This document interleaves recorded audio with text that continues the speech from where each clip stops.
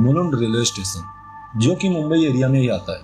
आज की कहानी इसी स्टेशन की है, जहां के कई लोगों ने ऐसा दावा किया है कि स्टेशन की पटरियों पर कई ऐसे किस्से हुए हैं जो दिल को दहला देते हैं। लोगों का कहना है कि इन पटरियों पर रात में किसी की रोने की आवाज आती है, तो कभी किसी के चीखने की आवाज आती है और कभी कभी तो ऐसे साए दिखाई देते हैं जिन्हें देखकर काफी लोग इसे भूतिया स्टेशन भी कहते हैं।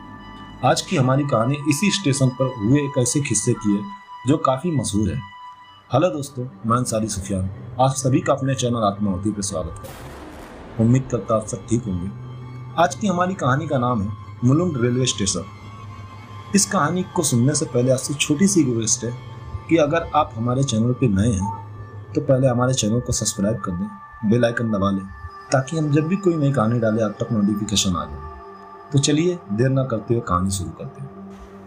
अरुण हीरानगर में ही रहता है जो मुलुंड स्टेशन के पास ही है।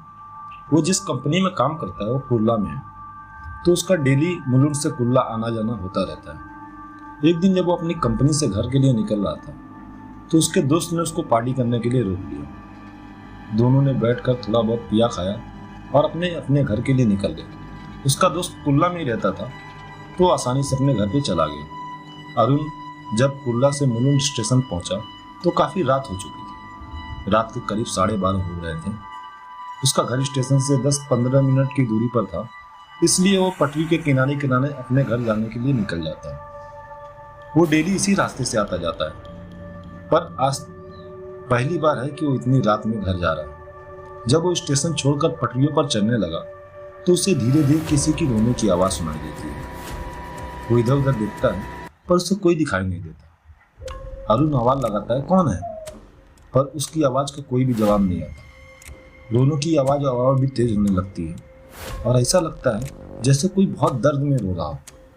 अरुण को अब डर लगने लगा। वो समझ चुका था कि जरूर यहाँ कुछ तो गड़बड़ है।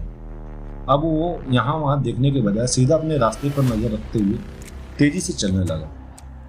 तभी अरुण को ऐसा लगता है जैसे कोई उसके पीछे उसके साथ साथ चल रहा हो।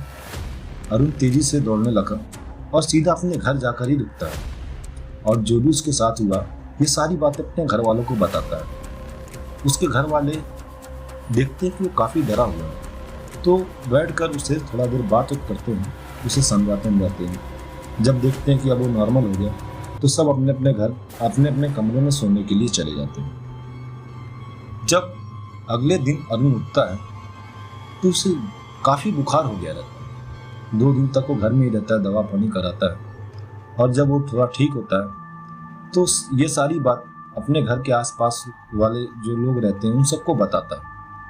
तो उसे पता चलता है कि इन पटरियों पर हादसे का शिकार जो भी हुआ हो उन सब की आत्मा वहाँ पर रात में घूमती है और आने जाने वाले लोगों को ऐसे ही परेशान करती है। तो ये थी हमारी कहानी और यहीं ख़त्म होती है।